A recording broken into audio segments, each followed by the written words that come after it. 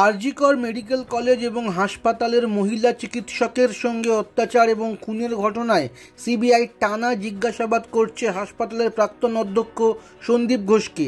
এবার তার বিরুদ্ধে কলকাতা পুলিশে অভিযোগ দায়ের করা হয়েছে। সন্দীপের বিরুদ্ধে অভিযোগ, তিনি নির্যাতিতার নাম প্রকাশ করেছেন। ইতিমধ্যেই পুলিশ সমাজ মাধ্যমে যে বা যারা আরজিকর কাণ্ড নিয়ে ভুয়ো খবর ছড়াচ্ছেন বা নির্যাতিতার নাম বা ছবি প্রকাশ করেছেন তাদের বিরুদ্ধে তদন্ত করছে। এবার সেই তালিকায় সন্দীপের নামও যুক্ত হলো।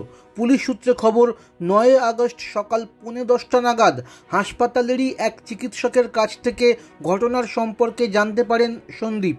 5 ঘন্টারও বেশি সময় পর বেলা 3টে নাগাদ পুলিশের কাছে কয়েকটি লাইনে লিখিত অভিযোগ দায়ের করেন তিনি। অভিযোগ, এরপরেই প্রকাশ্যে নির্যাতিতার নাম নিয়েছেন সন্দীপ। আরজিকর কাণ্ডের গোড়া থেকেই সন্দীপের বিরুদ্ধে একের পর এক অভিযোগ উঠেছে।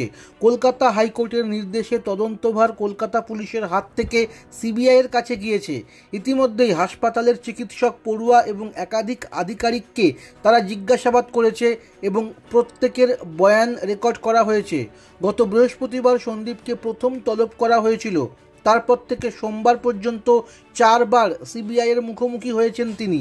সিবিআই তার কাছ থেকে ঠিক কী জানতে চাইছে তা এখনও পর্যন্ত স্পষ্ট নয়।